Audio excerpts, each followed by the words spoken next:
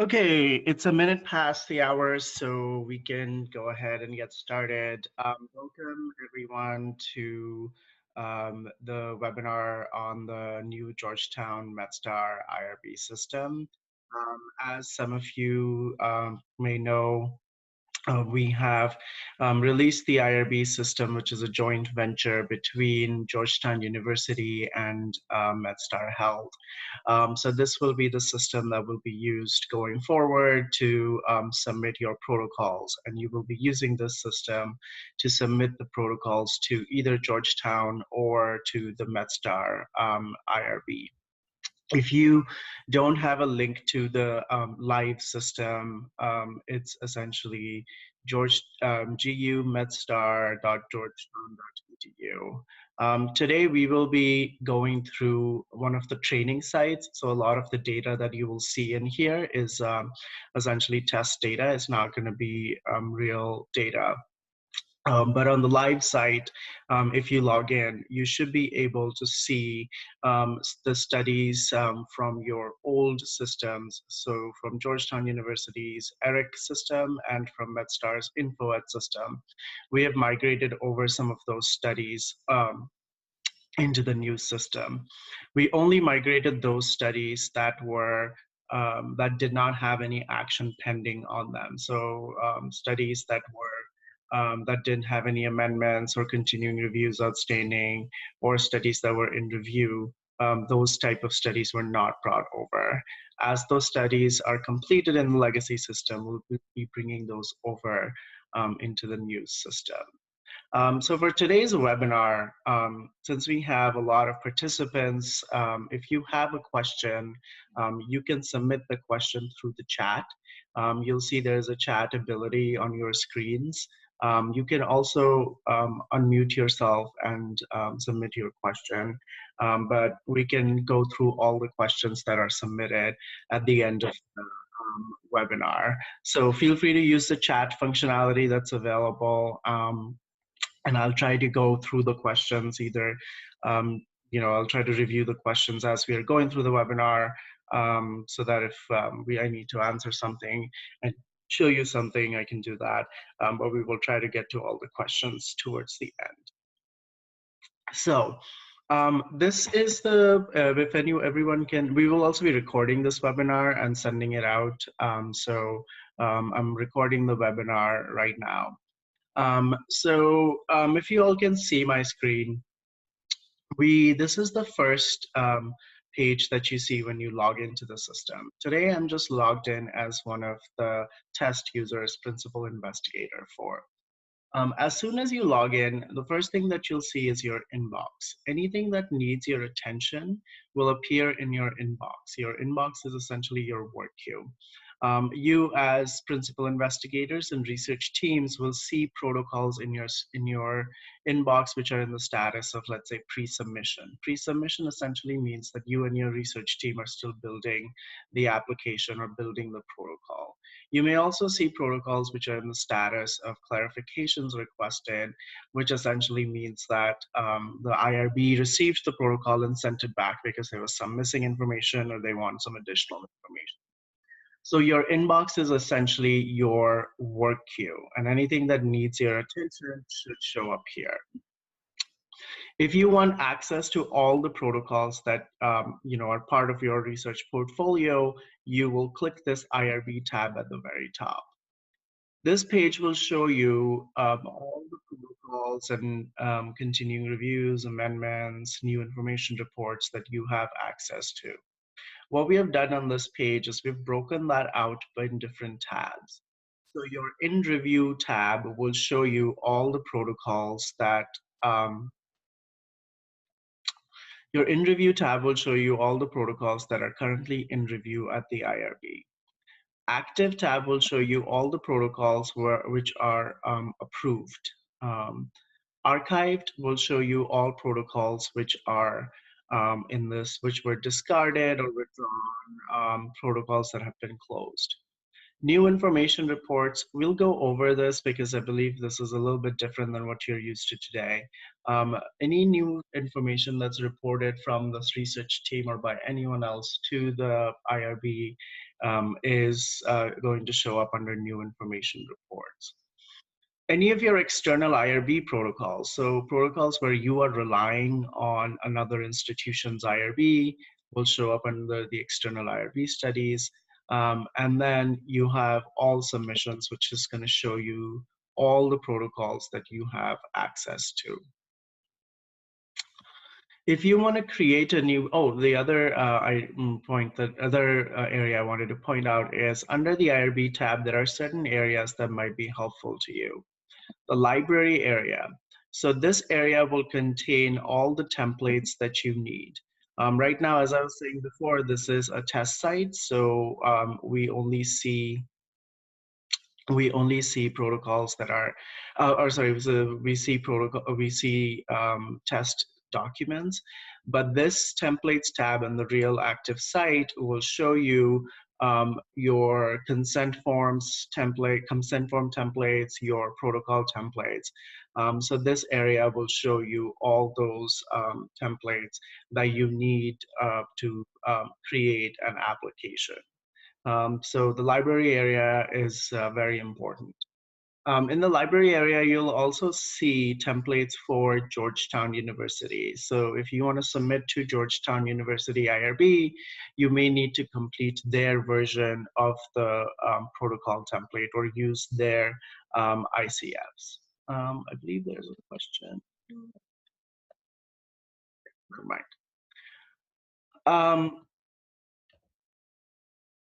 The other area is the help center. So in the help center, we just have certain guides for you that could be helpful as you interact with the system. The guide that you will be using is essentially IRB Researcher's Quick Reference Guide. So you can go to the live system and download this guide, which gives you a step-by-step overview on certain actions that you will be completing. So we will go through a lot of these actions today, but you can always log on to the live site and print, if you prefer, the IRB Researcher's Quick Reference Guide. Okay, going back to the IRB tab, overall IRB tab here. When I come here, I'll see two buttons. The first one is Create New Study. So if you want to start an application, a new application, you will be clicking this Create New Study button. As soon as you click this button, what will happen is you'll see a form. This is the protocol application form. On this form, you will notice some of these questions have a red asterisk next to them. These questions are required questions. So you have to answer these questions in order to move forward. You will also notice there is an icon next to these questions, this question mark. These icons are help text. If I click on them, there's more information that appears about that particular question. So question number 5, does the investigator have a financial interest related to this research? If I click on the help text, you will be able to see links to the PHS policy, the links to the institutional policies at MedStar and Georgetown, and then there's some helpful note about submitting the CO conflict of interest form for Georgetown.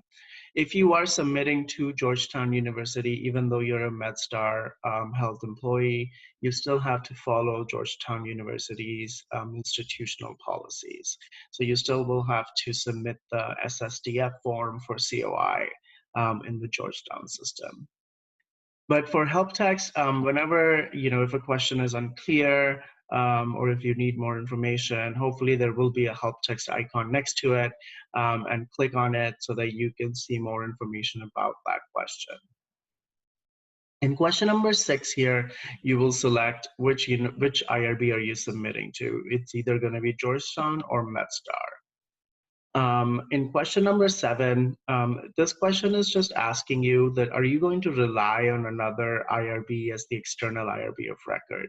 So if you are relying on, let's say, Dana-Farber as the IRB of record, you will answer yes to this question. But if this is a study where MHRI IRB is going to be the IRB of oversight, you will select no. Question number 8 allows you to select the type of study. So if it's a multi-site study, so a multi-site or collaborative study where the study is going to happen, part or whole study is going to happen at MHRI, but also at another institution like, let's say, Dana-Farber or Georgetown, then you can select the multi-site option. If I select the multi-site option, a new question pops up. So this is asking, will your IRB, so will the MHRI IRB act as the single IRB of record for other participating sites? If that is the case, then you will answer yes. And what this will allow you to do is create those sites in the system, and MHRI IRB will then be responsible for reviewing those sites as well as providing approval for those sites. Question number 10 is important. This is where you're going to attach your protocol. So if you have a protocol from the sponsor, you can directly attach that protocol in question number 10 on this page. If you don't, if it's an investigator-initiated study, then you will build your, attach the protocol that you build and use the templates that I was showing under the library section. There are going to be templates for building protocols for both MedStar and Georgetown in the library area of the site. And you can grab the templates from that area and that you can use and attach here.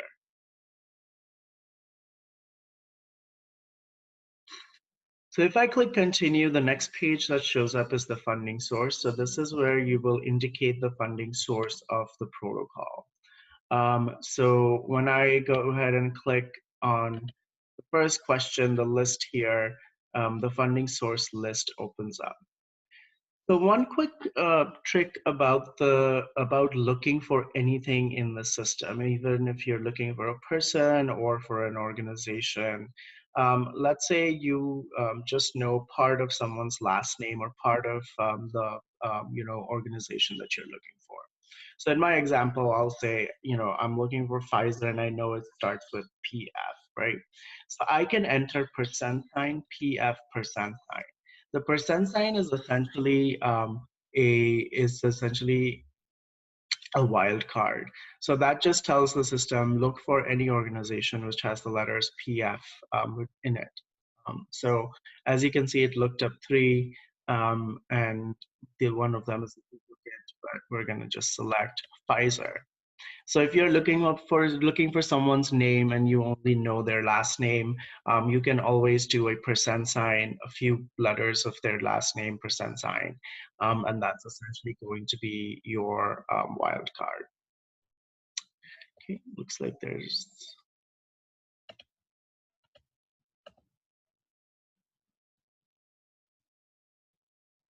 Okay.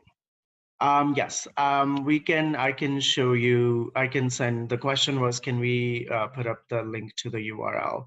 I can, at the end of it, I can share the URL of the live site, and the training site is also available for you all.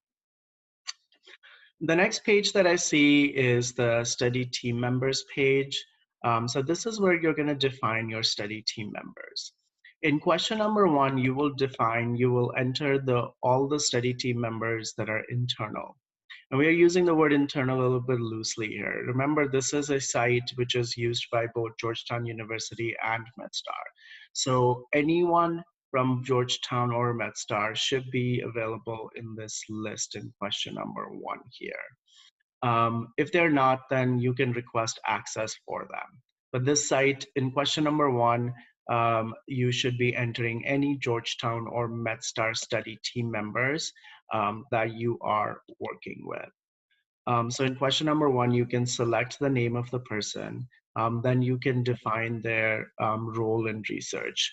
Then you are going to tell us if this person is involved in the consent process or not, and does the study team member have a financial conflict of interest or not. So you can add multiple people if you want to. And the same thing, this site, in question number 1, you can also use the percent sign to look up people by their last name or first name. So I'm gonna just select random people right now.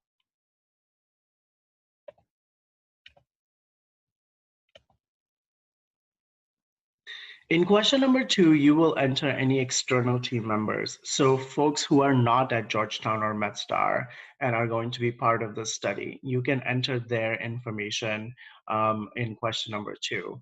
This is a document upload, and there is a template in the library for uploading external team member information. If you can't find the template, then you can just upload a document which provides the name of the person, which institution they're from, their some of their email, and either the certificate of their city training or like the date or expiration date of the training that they took. So the difference, but just to repeat the difference between question 1 and 2, question 1 is where you're going to define your Georgetown or MedStar study team members, and question number 2 is going to be a document upload for all the external team members. Going to go ahead and click continue, and we will arrive at the study scope page. So the study scope page is essentially, has 3 questions, but these 3 questions may add more pages to your application. So the first question is asking you, where does the study being conducted at other research locations? So other research locations are essentially defined as places where the investigator may not necessarily have authority to do research. So for example, if you are going to DC public schools and handing out surveys, right? Those are going to be considered other research locations because it's not MedStar. It's not MedStar location. Any hospital, any MedStar hospital is not considered an other research location, because if you are an employee at MedStar, you have the authority to do research at any of the hospitals throughout the DC, Maryland area. If you are submitting to Georgetown IRB and doing research at a MedStar hospital, then you will select yes in question number 1 here, because Georgetown wants the location of all the hospitals where you will be conducting the research.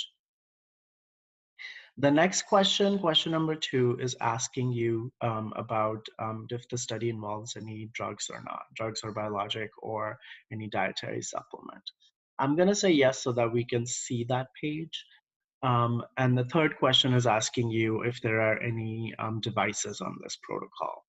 I'm going to say yes to that as well. It's very unlikely that your protocol will have both drug and a device, but I'm going to answer yes to these questions so that we can see all the pages.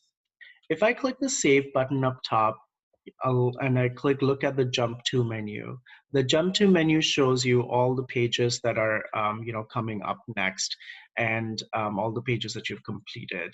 And so you can use this to move around or jump around. So as you can see, the research location, drugs and devices page got added because I answered yes to these 3 questions. If I quickly say no to the, let's say the drugs page and save, you'll see that the drugs page disappeared. So the application may add more pages to your study or to your submission, depending on the certain answers. So on the research locations page, I'll arrive here because I selected yes to research locations. If I click the add button on the new pop-up, I can add a new research location. If I can't find the research location, question number 1, I can enter those, the location in these text boxes. And I'm just making up an address. I'm gonna go ahead and click OK. You can add multiple locations if you want to. If there are multiple locations on your protocol, we're just gonna add one today. The next page is gonna be the drugs page. So here it's gonna ask me for all the drugs, biologics to enter that in question number 1. Again, you can either pick the drug from a list, or you can, if you can't find the name of the drug, then you can enter the brand or generic name in these two text boxes below. Just gonna select a drug and click OK. The next question is asking you if the study will be conducted under an IND. If you say yes in question number 2, then you will have to enter the IND number in question number 3. And then you can also attach any files in question number 4. If you have any investigator brochures, you can add those at the drug level as well, because there's a attachment question at the drug level. So for each of the drugs, if there's a brochure, you can add that to question number 1 right here. Gonna go ahead and click continue. So the next page I see is the device page. The same concept here. You will first tell us the name of the device. You can either select it from the list, or you can, if you can't find the list of name of the device in the list, you can enter the device name here. Then it's going to ask you if it's a HUD or not. If you entered the device name manually, it's going to ask you if it's a humanitarian use device or not. You can also attach any files related to this device in question number 2.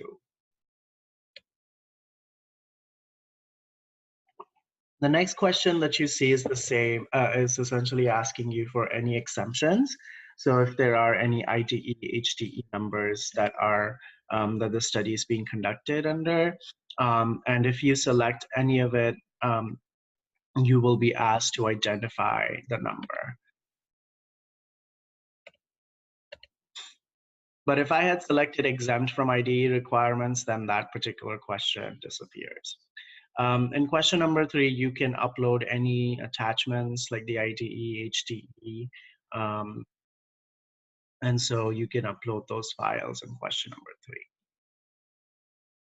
Okay. So we're almost coming to the end of our application. The next page that we see is the local site documents page. So this is where you will upload your consent forms, recruitment materials, and any other attachments. Whatever you upload on this page here becomes part of the IRB submission, and these are going to be the documents that are going to be stamped by the IRB once the protocol is approved. So you will upload all those documents on this particular page.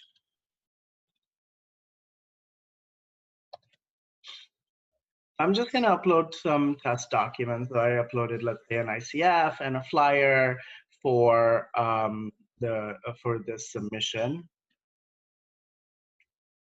And I'm going to go ahead and click continue. Okay, so the question that was asked was, is there a way to mark that a submission might be exempt or eligible for expedited review if it is a survey or anonymous survey? You won't be, there is no way for you to mark that. Exempt or expedited is an IRB determination. It is not a determination for research teams to select or to suggest. So protocols can be marked as exempt or expedited by the IRB when they receive the protocol. And they will be, IRB staff at the MedStar and Georgetown office are trained to review protocols and determine if it qualifies for exempt or expedited review. So the next page that we see on here is the additional information page. This is essentially going to ask you if the PI is a Georgetown student, if they're a MedStar fellow or resident. Yes, so in the first question, I'm just going to go ahead and answer no. If the PI is a Georgetown student, then it's important to have a responsible participant or essentially a faculty advisor listed on the study team members page. Is the PI a MedStar fellow or resident? I'm going to go ahead and say no to this. Then question number 3 is asking if this research will involve subjects under the age of 18.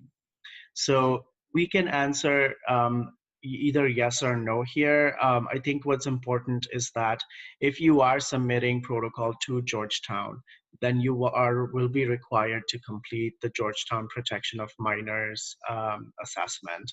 And that's because Georgetown is a Catholic institution. So that Protection of Minors assessment that you are probably completing today, will still be completed the same way. And we have a link to completing that right here. Gonna go ahead and click continue, and this is going to be essentially my final page. Once I click finish, I will now arrive at the protocol workspace. Every protocol, every continuing review and amendment in the system has its own workspace. The workspace provides important information about that protocol.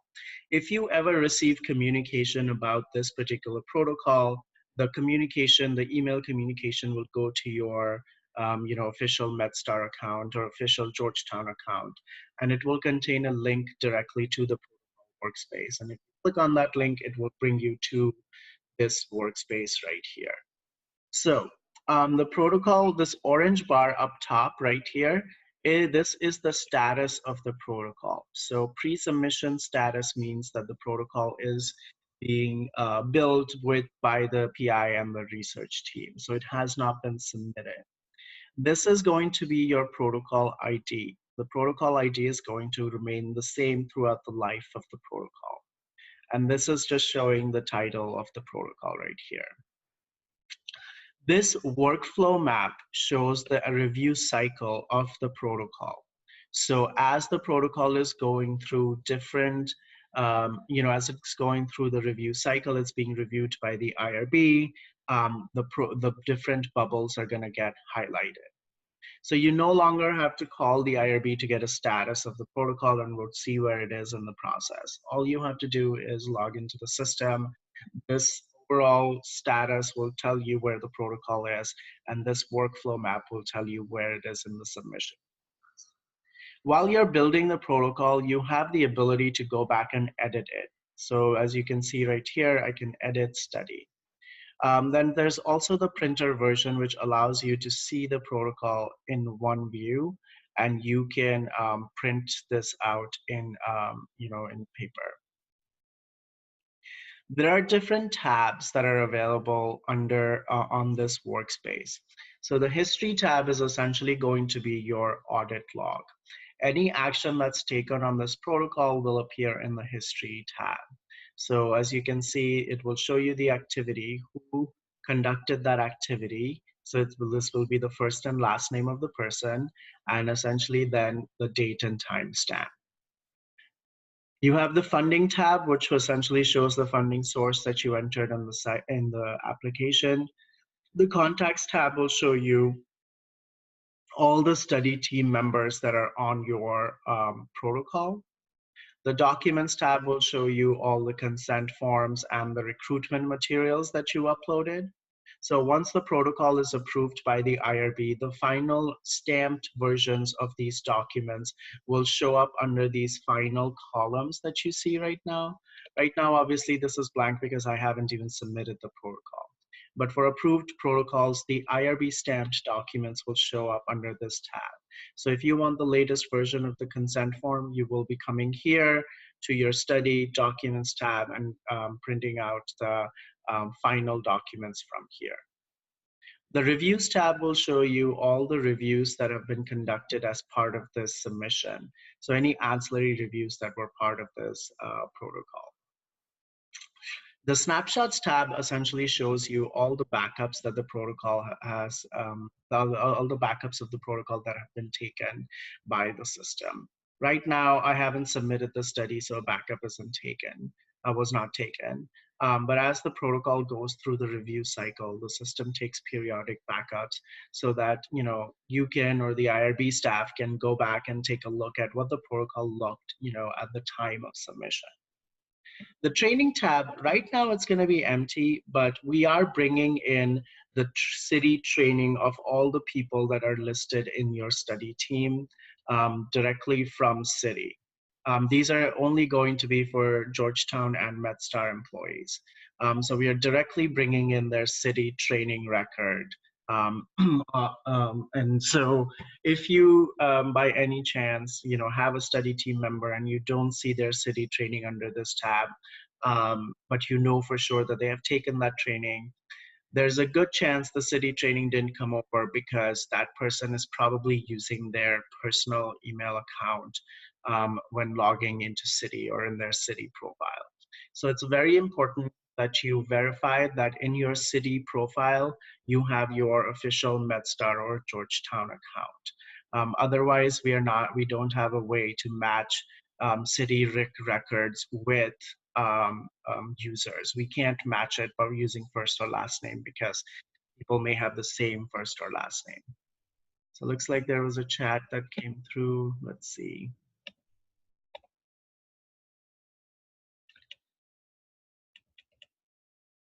The question was, what if we don't have a MedStar email? Our PI does, but our study coordinator emails are company emails. So in that case, I would go ahead and request a MedStar email account. On the login page of the system, there are instructions on how to request a MedStar account. If you don't have a MedStar account or a Georgetown account, you will not have access to the system. In order to log into the live site, you will need to log in using your MedStar ID. So the same ID that you use to log into your email or to your computers on a daily basis, you will be using that. There's no system login credentials. We are going to use your MedStar credentials in order to log in. The next question was, for research areas where regulatory coordinators submit on behalf of the PI for new studies, how does that work? Will the regulatory coordinators be able to create a submission, or will the PI have to take any action? So that's a good question, and we'll cover that. Anyone from your study team can start creating the protocol. You have, your regulatory coordinators, your study coordinators, they can start creating your the protocol on behalf of the PI. All you have to do is make sure that the principal investigator in question number 4 is your PI, and you should be able to create the protocol. When it comes to submitting the protocol, only the PI or the PI's proxy can submit the protocol. I understand that that is going to be something that's different today because in InfoEd you have a blanket assignment of a PI proxy or a delegate. Here, the PI has to come in and assign a delegate on a per protocol basis. And that is because it's a regulatory and legal requirement. We no longer have any requirements to obtain signatures from your department heads, your investigators, and sub-investigators. So all those signatures, the time that you're spending to obtain those signatures, that requirement has been done with. We're no longer going to require any of those signatures. But in order to make sure that we are compliant with all the regulations, the PI must come into the system and assign a proxy, or they are the ones that can submit the protocol. Assigning a proxy is essentially this. You can do that by clicking the Assign PI Proxy button. You assign a proxy from one of your study team members. So whoever you added as a study team members will show up as a potential candidate for assigning a PI proxy. Remember, a proxy is a person who has the same authority, same responsibilities in the system, and the PI is essentially telling us that I am delegating authority to this person. When the PI does that action, this is logged in the history tab, and this now becomes our date and timestamp, and this becomes our electronic signature. And we need this for regulatory requirements, and so your PIs will have to go in and assign you as a proxy on the protocols. And your study team members, your regulatory coordinator can start creating the protocol. but the PI must come in and assign that regulatory coordinator as a PI proxy. Once they do that, then you as the regulatory coordinator have access to submit the protocol or resubmit the protocol if the IRB sends it back. We also have something called the primary contact. So the primary contact is essentially a person that gets CC'd on every email communication about this protocol from the system. They don't have any privileges except for being CC'd on the emails. Any email that is sent from the system goes to the PI proxy, and primary contact. So as a proxy, even you can do this assignment of the primary contact. So it's very important that your PIs understand that they have to come in and assign a proxy on a per protocol basis, so that you as the regulatory coordinator can submit the protocol. There was one more question. How do we submit trainings, city trainings for non-MedStar folks? So you can submit the city training for non-MedStar folks on the study team members page. You can upload their certificates in question number 2 here, or you can upload that on the local site documents area. There's an other attachments area where you can upload their city certificates. Okay, can we have more than one primary contact? No, you cannot, because that's why it's called a primary contact, because there can only be one. If you have more than 2 regulatory coordinators, then you can have 2 primary, then you can have 2 PI proxies that you can add.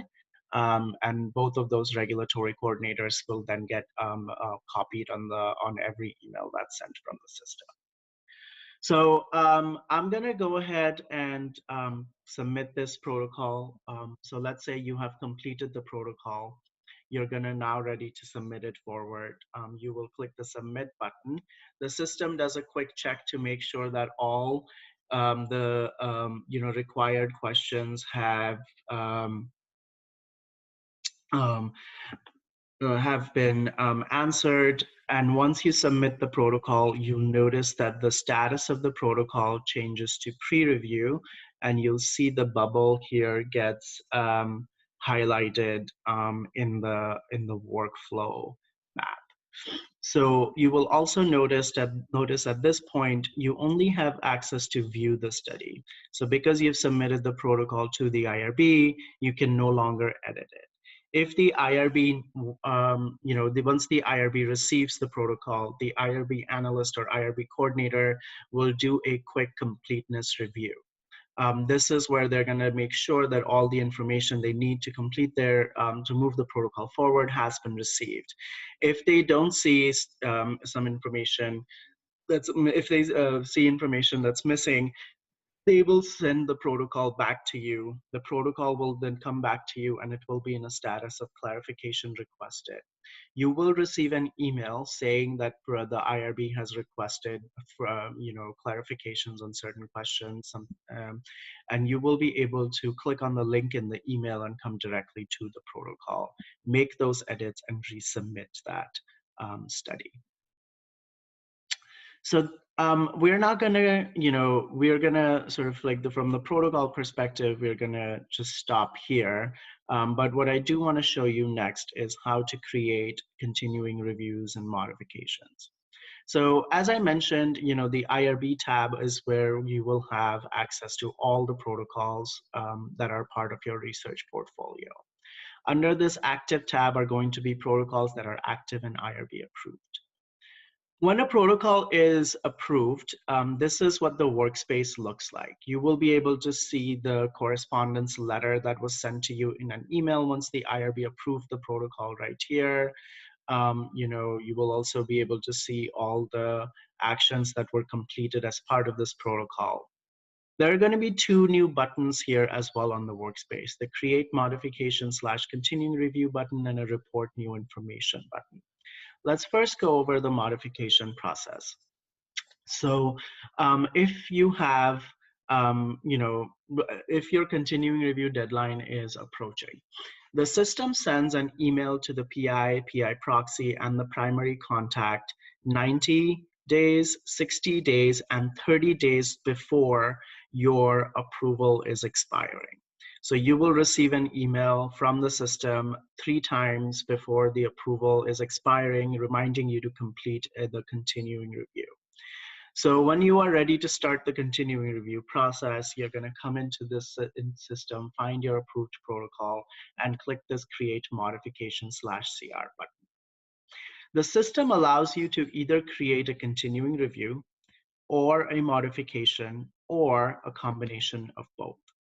For those of you whose studies have been migrated in the new system, and let's say you get an email to create a continuing review, I would recommend that you create a modification and a continuing review. We tried to bring over as much information for those old protocols or those currently approved protocols as we possibly could, but we weren't able to do a one-to-one match. So there are certain areas that are still missing in the new system for some of your existing protocols. So in order to complete that, some of those questions, it will be helpful if you just create a modification in CR and complete the entire study, or go through the entire study, verify the information, and submit that in the system. So if you select that you're creating a modification or amendment or a modification in CR, the system will ask you, okay, what is the scope of this modification? What type of modification are we creating? If it's a small change, like a study team member update, you can select the study team member section. If it's a big change, right? If you're changing any other part of the study, or if you're changing the PI, then you will select other parts of the study. If you click continue, then you will see the continuing review page. So remember, in the previous page, I said I'm going to create a continuing review and a modification. The continuing review page only, is just a one-page doc, where you are essentially going to report progress on this protocol in the last year, right? So you are going to tell us the enrollment, so how many participants were accrued on this protocol. Then you will tell us about the milestones. So these milestones in question number 2 are important. If you select the first 4 milestones, then your protocol qualifies for closure. Closure means the end of IRB oversight. I understand that you're today using the word terminate for closing protocols. That word is a regulatory word, which termination essentially is in the regulations means that the study has gone through is non-compliant and we are terminating IRB oversight or IRB approval. So going forward, we'll be using the word closure when it comes to ending the study or completing the study, because that's more compliant with the regulations. So if you select the first 4 options, or the first 4 options are applicable to your study, then your study qualifies for closure and you will see an acknowledgement statement. If only, let's say, the first 3 are applicable and you're still doing analysis of private identifiable data, that means IRB oversight still needs to continue while you are completing that analysis, because data analysis still comes under IRB oversight. So your study does not qualify for closure. So going forward, you will be requesting closure of studies through the continuing review process. In question number 3, it's going to ask you if the research staff or PI have any conflict of interest. I'm just going to say no. Then in question number 4, you have certain items that you're going to just say that, just tell us, about the study. If there were any if there were any subjects that were harmed, that experienced harm, then you're gonna uncheck that. But essentially, all of these that are true for the study, you're gonna select that.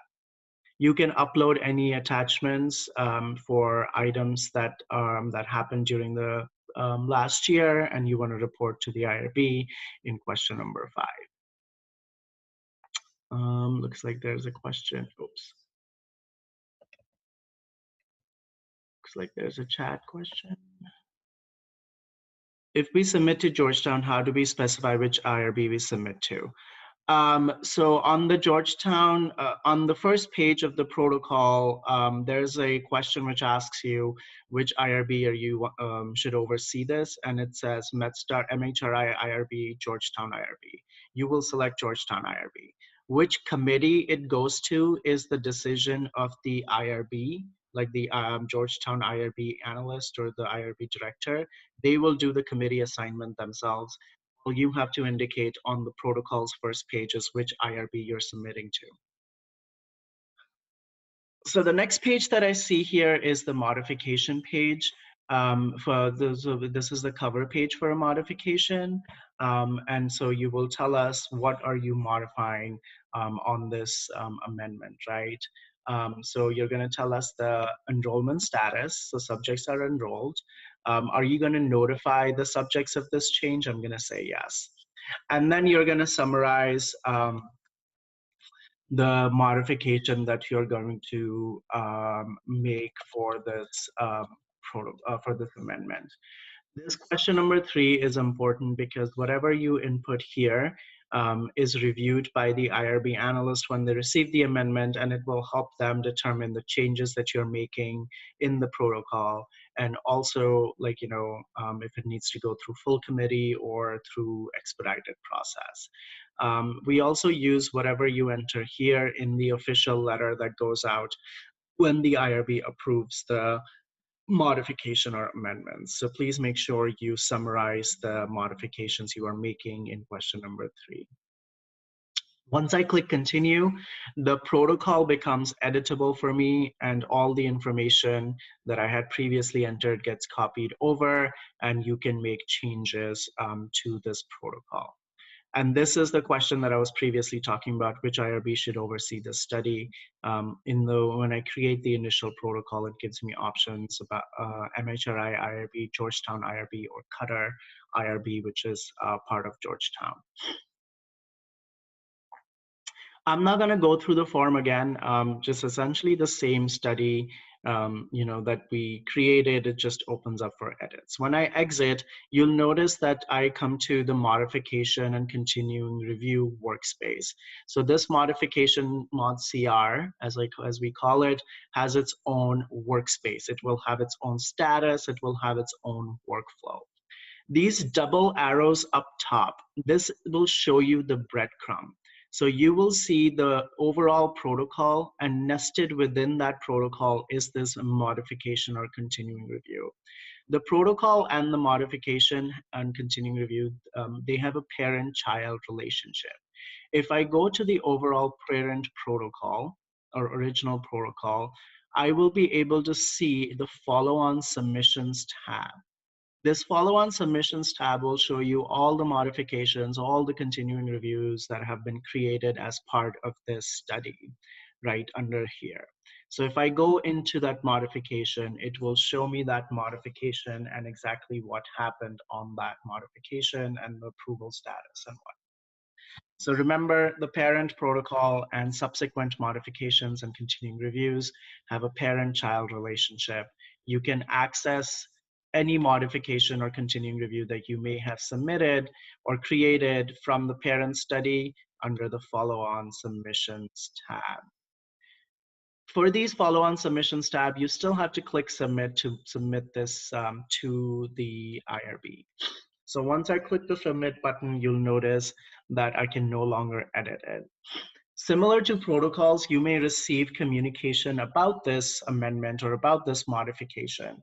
The email that you receive will clearly reference that it is for this modification and not the study. We will reference the the number, mod CR number that you see here, as well as the name of the modification.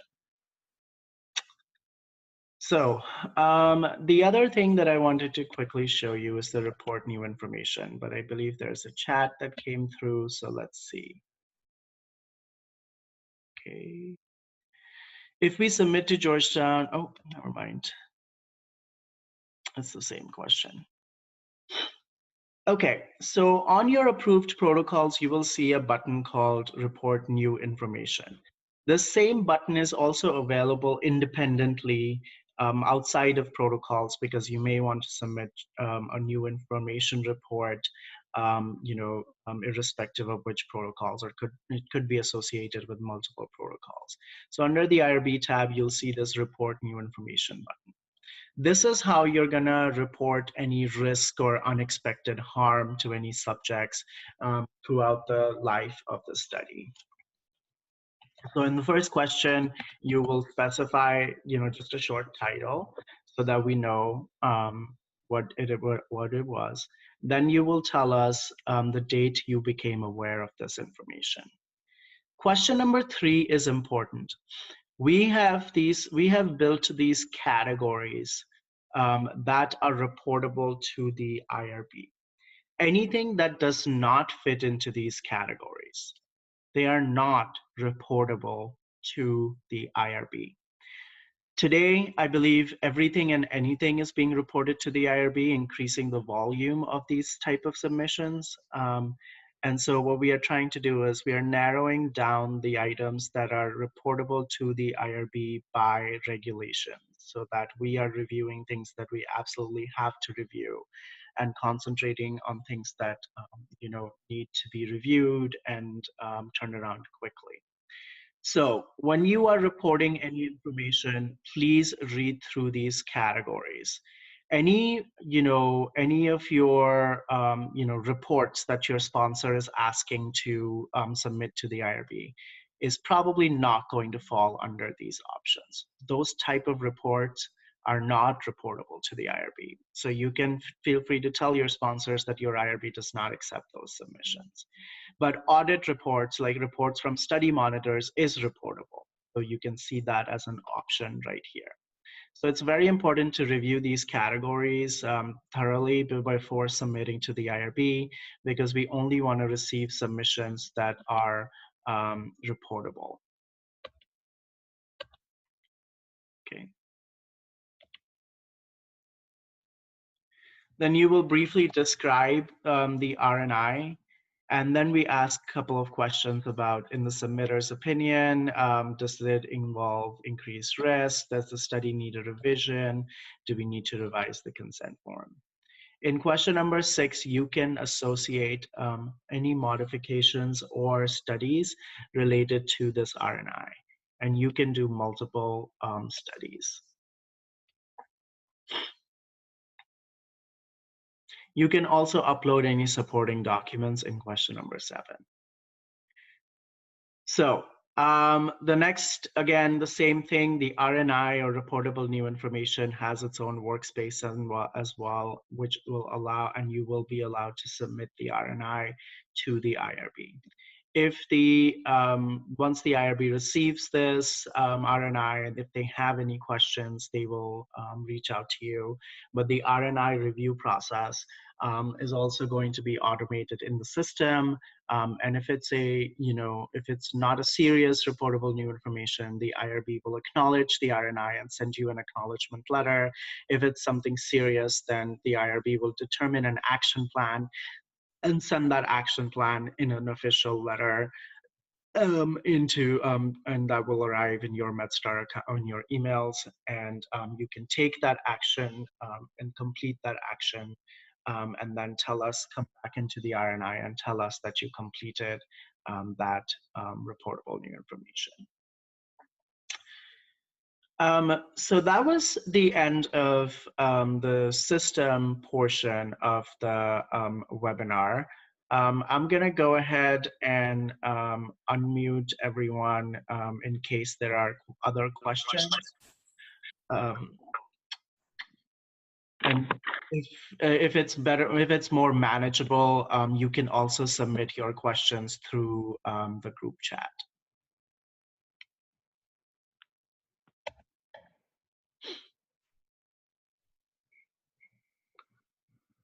Any questions?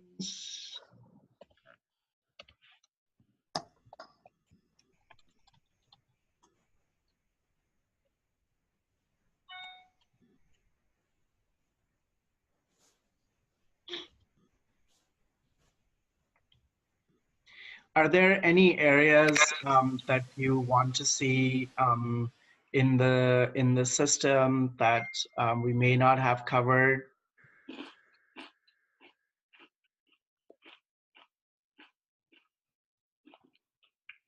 The question came in, what happens to studies in the pre-submission phase in InfoEd prior to November 30th?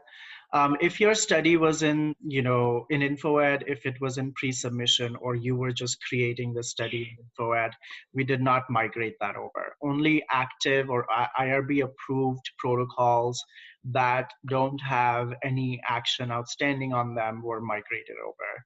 So I would recommend logging into InfoEd, and seeing where your protocol was in the review cycle. If you had just started creating the protocol in InfoEd, then I would recommend that you just go to the new site and submit the protocol in the new site. Do we do anything differently in this system creating SSTF? You will continue to use Georgetown's SSTF process. There is nothing related to SSTF in this particular site. There's a link to complete SSTF in this site. So if I click on the study in this consent form question, there's help text, and you will see a link to GU Pass in the help text, but you will have to go to GU Pass and complete the SSTF process. How do we obtain HIPAA waivers? So you will submit all the documentation for your consent forms and HIPAA. There are templates that are available for that under the library area of the live site. If you have any questions about the HIPAA waivers, I would recommend you reach out to the ORI help desk. I don't think anyone from ORI is on the call right now. So I would recommend for the HIPAA waiver question, you reach out to ORI. Will there be a FAQ available? Yes, there is an FAQ that we are building, and we are making it available as we just went live last week. So as some of these questions are coming up, we are formulating the answers and we are building those FAQs. Those will be available in the Help Center area.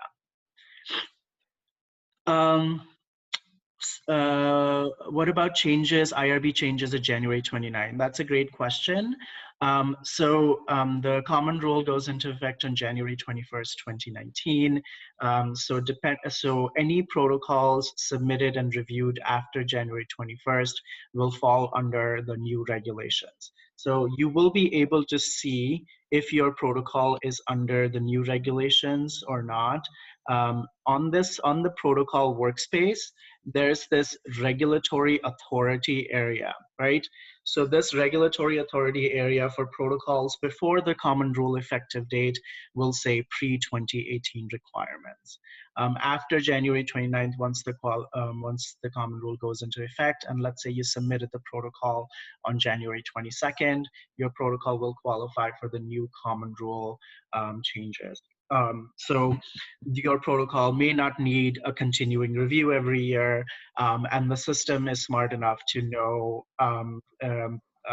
we have the ability to document all of that, and any protocols that were submitted before the January 21st date, but are now being reviewed, we are doing continuing reviews on them. We have the ability to move all of those protocols to the 2019 requirements, but that will be done by the IRB, and you will be able to see the regulatory authority it falls under on the protocol workspace.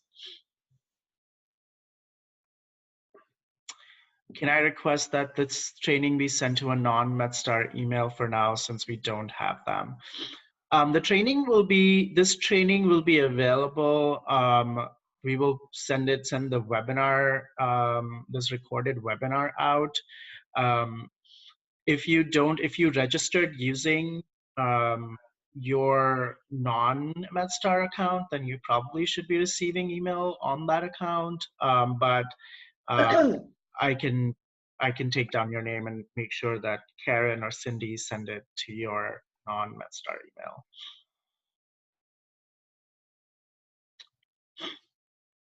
Any other questions?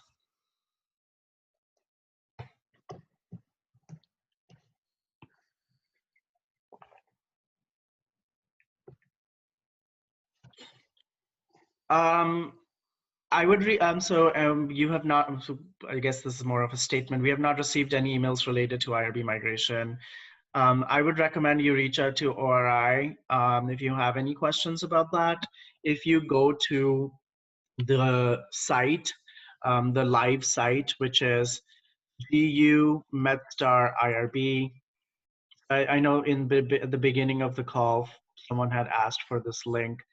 The link is that I'm going to put this up on in a Word document here so that everyone can see it.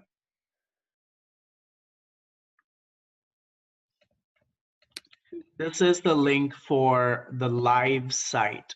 So if you want to go to the live site, this is the link, gumedstarIRB.georgetown.edu. If you just enter that, you will be able to go to the live site.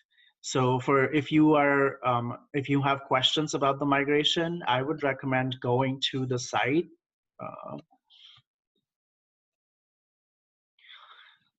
And just looking at the protocols that you can see under the all submissions. And if you should be able to see those protocols that have been migrated over. If you don't see a protocol, then I would just check in InfoEd or in the Georgetown system, like where was that protocol in the review cycle.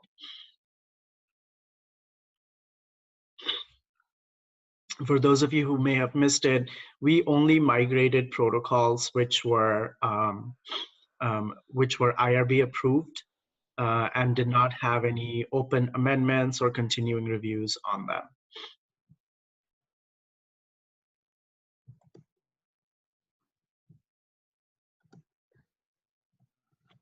If you have questions about how to get access to the site, on the login page for the site, it gives you instructions about what to do if you don't have an account. Please review these instructions that are right here. You will have to reach out to the MHRI or ORI help desk to get an account. You cannot log in without a MedStar or a Georgetown account. There are no system accounts. We are using the IDs that are provided by your institutions, the logins that are provided by your institutions.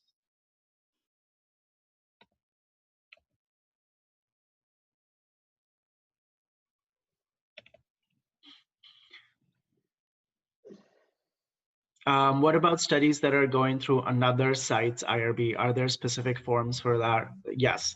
So if you go to the protocol, if a protocol is being reviewed or has oversight, another IRB has oversight, you will still create a study in the system. But in question number 7 here, you will say yes. Will an external IRB act as the IRB of record? You will say yes here. Even though another IRB has oversight, your institution's IRB still needs to acknowledge the reliance. So you will create the protocol, and in question number 7, you will say yes to external IRB. Then the next page you will see is just going to be an external IRB page, which is just going to ask you who the external IRB is. And if they have provided approval, it's going to ask you to upload the approval letter from that external IRB.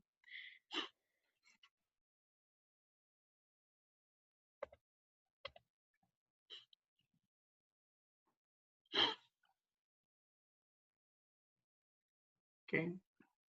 Again, feel free to send your questions through the chat, or the lines should be unmuted, so you can also send those over the phone.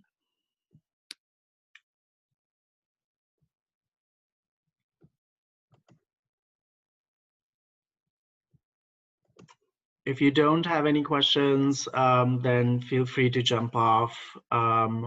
We will be, this webinar is being recorded, so we will be sending out a link to this webinar.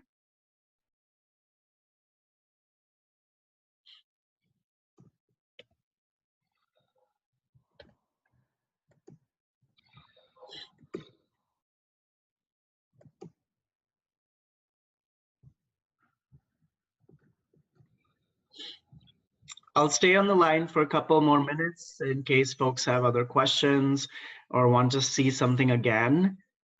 I'm happy to show it. Who can I contact with specific questions regarding my study? Please contact the ORI office. The help desk email is still the same, mhri-ori. So you can send emails to the help desk. And so I believe the email is listed on the login page, mhri-ori helpdesk@medstar.net. If you have questions for Georgetown IRB, you can send an email to irbboard@georgetown.edu.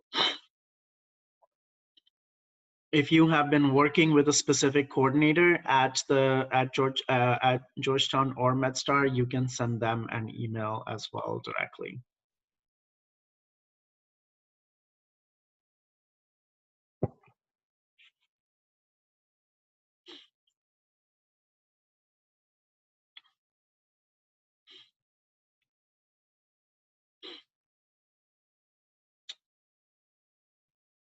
Any other questions?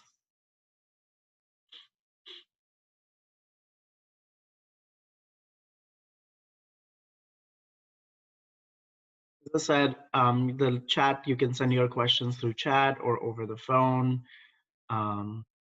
If you want to see something that we didn't cover, or if you want to see something again on the site, please let us know. We're happy to show it to you again.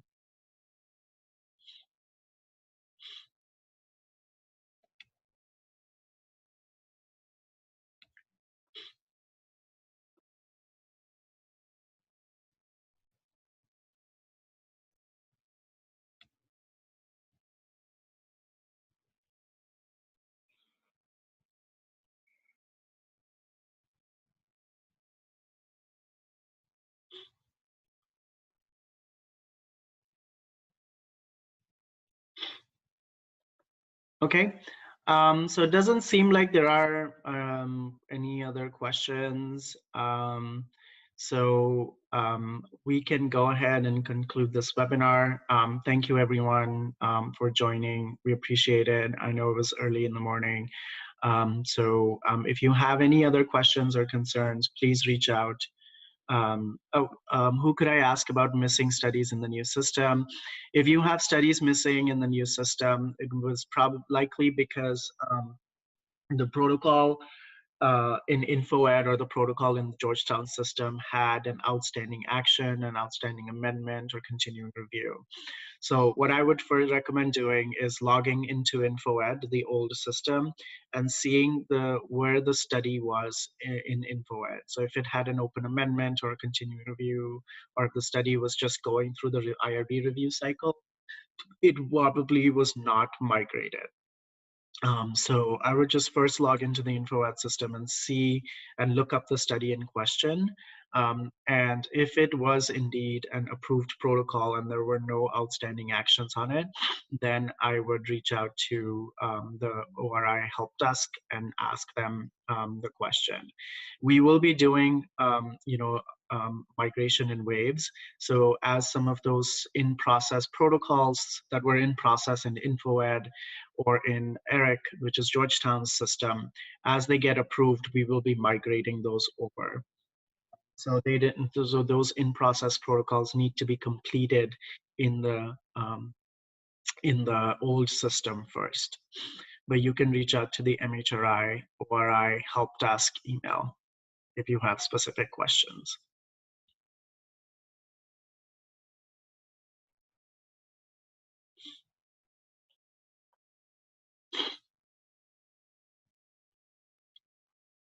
Any other questions?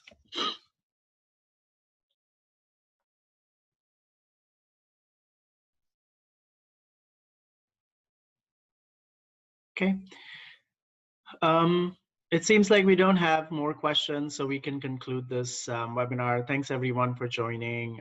If you want further training, or if you want to, if you have any questions about your existing studies in the new system, please contact the IRB help desk at your institution. I think most of folks are MedStar folks, so it's MHRI-ORI helpdesk at medstar.net. Thank you, and have a good day.